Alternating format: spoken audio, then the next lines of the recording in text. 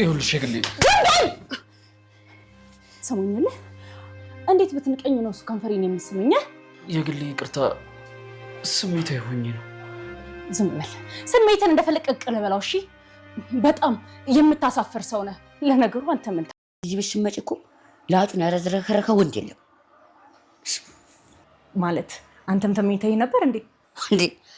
ታንቀሽ ላጥ የለውም ያለሽ ማን ነው? ገንዘቡን አምጥቶ ቤት የሰጠኝ መሳይ ነው ብያቸዋለሁ። ምን እሰይ አሁን ገና አንድ ቅቤ ጠጣ። መቼም እየቀለድክ መሆን አለበት። ቢሆን አርፈህ የማትቀመጥ ከሆነ ነገሩን በሙሉ ወደ አንተ ነው ማለት ነው። ሰፍ የምትለው እኮ ገንዘብ የሚመለከተው ጉዳይ አይደለም። አብርሽና ታንከሲስ ጉድ ሆኖ ብሩን ማንዘረፈው ብሩን ሰላም ያሳጣቸው የገንዘብ ለፖሊስ አስረከቡ። መሳያውን በውሳኔያችሁ ትጸጸቱበታላችሁ። ቢሊዮነር ሆኑ ሚሊዮነር ሆኑ ብሎ ገንዘብ ቤታችሁ መጥቶላችሁ ገፍታችሁታል በማለት እጅጉን ተበሳጭቷል። ሰላማችን ከምናጣ ድህነት በስንት ጣሙ። እጅግ የሚገርም ንግግር። አብርሽ ትትናን ግጥም አድርጎ ስሟታል። የግሌ እጅጉን ገርሟታል። በፊት ቢሆን በጣም ደስ ይለኝ ነበረ። አሁን ግን አርፍደሃል። ያንተ መሳም ለኔ የደስታ ስሜት ሳይሆን የህመም ስሜት ነው የሚሰማኝ። አብርሽ አንተ አሳምመኸኛል፣ አንተ አንከራተኸኛል፣ አንተ ገፍተኸኛል፣ አንተ ንቀኸኛል።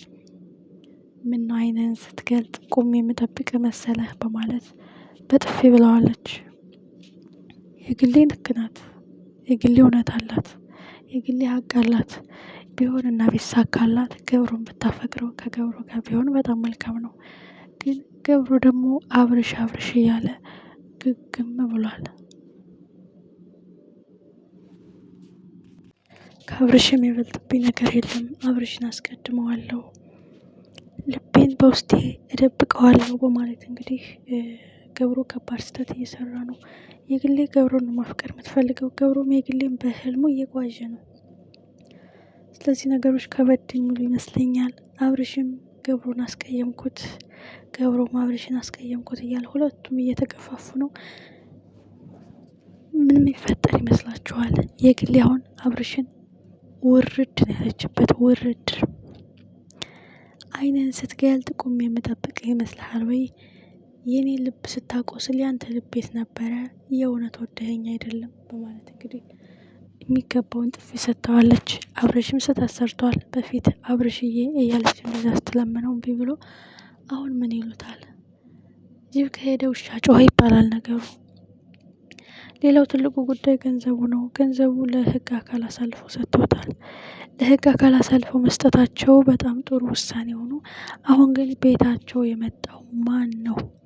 ምክንያቱም መሳይ ጽጌን አርግዣለሁ በማለት እንግዲህ ያመጣት ወጥመድ አልተሳካለትም። ስለዚህ ያለው አማራጭ ገንዘቡን እንደምንም ሰርቆ መጥፋት ነበረ። እሱም ሳይሳካለት ለህግ አካል አሳልፎ ሰጥቶታል። አብርሽ ድህነት በስንት ጣሙ። ይህ ገንዘብ ከመጣ ማን ነው የነፃ እንቅልፍ የተኛው? ማን ነው የሰላም እንቅልፍ የተኛው? ማን ነው የሰላም እንቅልፍ የናፈቀው? ድህነት የናቅፌ በስንት ጣሜ እያለ እንግዲህ ተንከሴስ የወሰነው ውሳኔ በጣም አሪፍ ነው።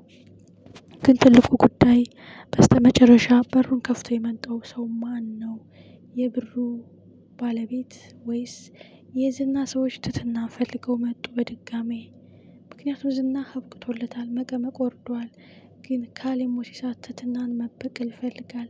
መበቀል ኦልሬዲ ገሉ የሚተዋት አይደለም፣ እያሰቃየ ህመሟን ማብዛት ነው የሚፈልገው። ምክንያቱም ብዙ ሚሊዮን ብር ስላከሰረችው። የሚገርመውና ልብ የሚነካው ጉዳይ ግን ትትና እዛ ቤት ካለች ኦልሬዲ ወስዷታል። ግን እንደዛ ሲጨቃጨቁ ትትና የሆነ ቦታ ሆና መደበቅ አለባት ነው። የገንዘቡ ሰዎች ናቸው የመጡት። የገንዘቡ ሰዎችም ከመጡ ሌላ ጦርነት መከፈቱ የማይቀር ጉዳይ ነው። እነማን ናችሁ? ምንድን ናችሁ? የሚለው ጥያቄ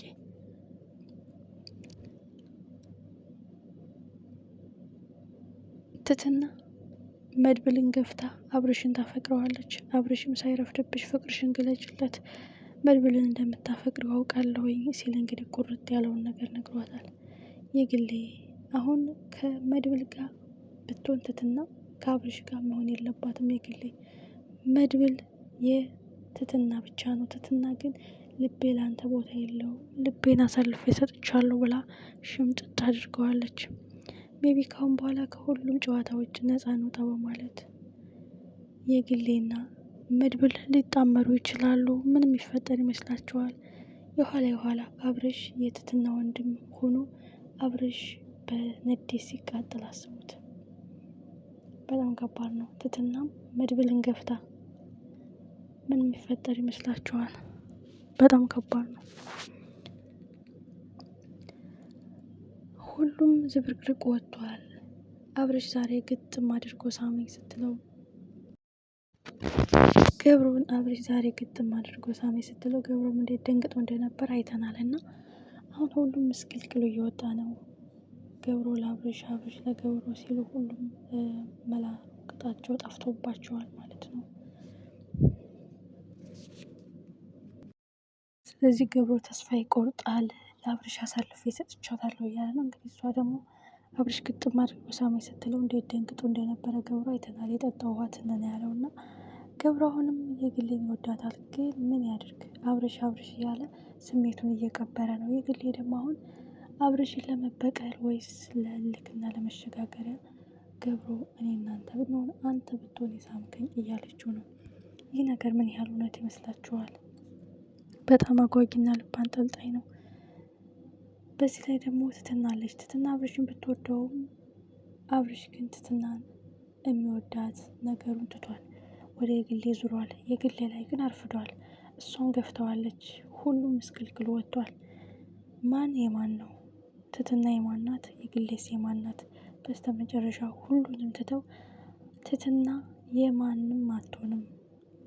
የግሌና መድብል ግን የተገፋ መጨረሻ ያማረ ነውና አብረው የሚጣመሩ ይመስለኛል።